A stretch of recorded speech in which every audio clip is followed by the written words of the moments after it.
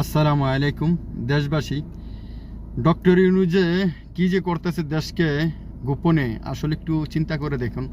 আমরা কিন্তু জনগণ দেশের ভালো চাই, দেশের উন্নয়ন চাই, এই কথা ঠিকই বলি, কিন্তু বলার ক্ষেত্রে আমরা কি কাজ করতেছি আজকে দেশের ভিতরে, যে ধরনের রাস্তাঘাটের ভিতরে যে ধরনের মিছিল মিটিং দাবি দেওয়া নিয়ে যে ধরনের কাজকর্ম করতেছে জনগণ, তাইলে এই সরকার কিভাবে কাজ করবে? আজকে দেখেন, দেশকে ক্লিন পরিষ্কার করার জন্য আজকে ভূমিকা রাখছে।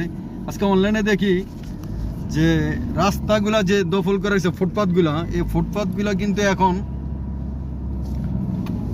ক্লিয়ার করতেছে। ফুটপাথগুলা কিন্তু এখন রাস্তা জনগণ চলাফেরা করার জন্য রাস্তাগুলো ক্লিয়ার করতেছে। এই যে দেখেন, ভালো কাজ, কিছু লোকে ভালো কাজ করলে প্রশংসা করবো, আর কিছু লোকে এই কাজটাকে, ভালো কাজটাকে আবার নিন্দা করবো। কারণ যাদের মনে করেন এই দোকানপাটগুলো ভাঙা হচ্ছে না, তাদের কাছে নিন্দা করা এই আর কি।